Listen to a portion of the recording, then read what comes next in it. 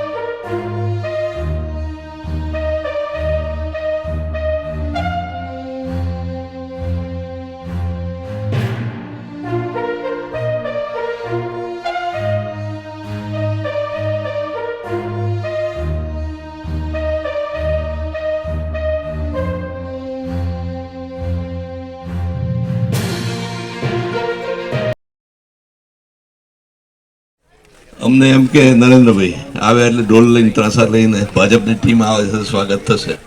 પણ તમે તમારી વેદના અને જે આ ગતિએ ઠાલવી અને સ્પષ્ટ મોઢા ઉપર વાત કરી એના માટે તમને અભિનંદન છે. તો ગામની અને એમની રજૂઆત બિલકુલ સાચી છે, એમાં હું સહમત છું. અમારી ભૂલ છે ક્યાંક, એના માટે હું માફી માંગુ છું તમારા બધા ગામ વતી કે અમે ખાલી ચૂંટણી વખતે જ આવીએ છીએ, રેગ્યુલર નથી આવતા. પણ મારો નંબર પણ તમારા ફોનમાં છે ને બીજા બધા સાથે છે. ક્યારેય અહીંયાથી મને પણ કોઈએ ફોન કરીને કોઈ વિષયની માહિતી નથી આપવામાં આવી. કરવાની જવાબદારી હું અહીંયા ખાતરી આપું છું જાહેરમાં.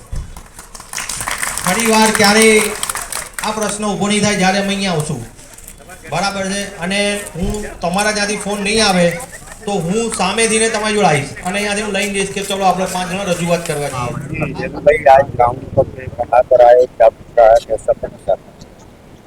आज मक्तमपुरा वार्ड 34 के चारों उम्मीदवार के साथ में बाकरोल गांव में आना हुआ। चारों उम्मीदवार के साथ में यहाँ राउंड लिया। आने वाले 26 अप्रैल को यहाँ गांव के जो लोगों ने विश्वास दिलाया कि मुख्य धारा में भारतीय जनता पार्टी के साथ में जुड़कर चारों उम्मीदवार भारतीय जनता पार्टी की पैनल को भव्य विजय कराएंगे और सौनो साथ सौनो विकास की जो याद गाथा है એ સાચા અર્થમાં આ ગામમાંથી ભારતીય જનતા પાર્ટીનો મુસ્લિમ સમાજના જે મતો છે એ સમાજના વિકાસ માટે એ લોકો સ્વેચ્છાથી મતો આપશે એવા અહીંના સ્થાનિક લોકોને સાથે જે વાત થઈ કે અમારે જાતે મુખ્ય ધારામાં જે આ ગામ છે મ્યુનિસિપલ કોર્પોરેશનમાં આવે છે પણ છતાં એના જે કોર્પોરેટરો છે આ વિકાસનાથી દૂર રહી જાય છે એ ડબલ ટ્રિપલ ઇન્જિનની સરકાર બને એ માટે ગામના લોકો સ્વેચ્છાથી ભારતીય જનતા પાર્ટી મતો કરશે. અમે પણ ઉમેદવાર સાથે જે રાઉન્ડ લીધો છે અને વિશ્વાસ સાથે ભારતીય જનતા પાર્ટીના ચારો ઉમેદવાર કમલના નિશાન સાથે જીતશે અને ગામના લોકો ભારતીય જનતા પાર્ટીને વિકાસની ગાથા આગળ વધારતા વધુમાં વધુ વિકાસ થાય, મક્તમપુરા 34 વોર્ડ કમલના નિશાનથી ખીલે એવી આશા વ્યક્ત કરી છે. अबे भाई आज बीजेपी के तरफ से कहाँ पर आए, कैसा आज 34 मक्तमपुरा वार्ड भारतीय जनता पार्टी के ढेर सारे कार्यकर्ताओं के साथ हमारी पूरी पैनल मैं गोपाल भाई चौहान, अंसाबेन सोलंकी और एकताबेन ठाकुर चारों उम्मीदवार सब हमारे कार्यकर्ताओं के साथ हम आज राउंड पर निकले थे। पहले हम न्यू बाकरोल गए, फिर हम ये बाकरोल गांव में है, यहाँ से हम आशापुरा और ओल्ड वंजर भी जाने वाले हैं। ढेर सारे लोगों का हमें प्यार मिल रहा है, सर्व समाज का प्यार मिल रहा है। खास तौर पर यहाँ जो मोमिन और सैयद मुस्लिम समाज है उसका भी हमें बहुत ढेर सारा प्यार मिल रहा है। लोगों का कहना है कि इस बार हमें बदलाव चाहिए जोहापुरा में और यहाँ से भारतीय जनता पार्टी की पैनल बहुमति के साथ जीतेगी, ये हमें विश्वास। अबे भाई यहाँ से आए लोगों से बातचीत की जाए, क्या उनकी समस्याएं हैं, अगर पैनल आपकी कर आई तो कैसे उसे हल करने की कोशिश? ऐसी कोई बड़ी समस्या नहीं है। भारतीय जनता पार्टी की सरकार आपको पता है, अभी लास्ट बजट गया उसमें देश की तीसरी बड़ी म्युनिसिपल कॉर्पोरेशन बन गई है 18,500 करोड़ की और 3 लेयर ट्रांसपोर्ट सुविधा अगर कोई शहर में है, बहुत कम शहर होते हैं, इसमें अपना अहमदाबाद है, चाहे मेट्रो रेल हो, BRTS हो और AMTS हो। हम खुश नसीब है कि हमारे यहाँ ढेर सारी सुविधाएं हैं और आगामी दिनों में जो यहाँ रमत का बहुत बड़ा कॉमनवेल्थ होने वाला है, उस हिसाब से और विकास बढ़ने वाला है और अहमदाबाद दुनिया के नक्शे पर स्थान मिलने वाला है। तो यहाँ जो भी छोटी मोटी समस्या है ये भी हम सॉल्व करेंगे, कोई ऐसी बड़ी कोई समस्या नहीं है यहाँ। कौन पैनल में है और कैसा आपको हमारी पैनल में मैं हूँ, हमारे गोपाल भाई चौहान है, अंसाबेन सोलंकी है और एकताबेन ठाकुर है। सर्व समाज के विभिन्न हिस्सेदारी से हम लड़ रहे हैं और काफी एजुकेटेड पैनल है, हमारी पढ़ी लिखी पैनल है और हम जीतने के बाद जो भी समस्या है उनको सोल्व करेंगे। अच्छा, आज क्रमांक कौन से क्रमांक? मेरा क्रमांक अभय व्यास 1 नंबर है, एकताबेन ठाकुर दूसरे क्रमांक है उनका, चौथा क्रमांक गोपाल भाई चौहान का है और 70 का क्रमांक अंसाबेन सोलंकी जी का है। ચારે ઉમેદવાર સાથે તમારી વચ્ચે આટલા બધા લોકો ઉપસ્થિત થયા છીએ. બાકી ક્યારે પણ કંઈ પણ હોય તો મફાજી તો છે જ અહીંયા અને એમાં પર કરી શકે છે. કોઈ પણ વ્યક્તિગત કામ હોય તો પણ અમે પૂરતા પ્રયત્ન કરી કે કામ થઈ જાય. બરાબર, એ જ અભ્યર્થના સાથે ભારત માતા કી જય, વંદે માતરમ.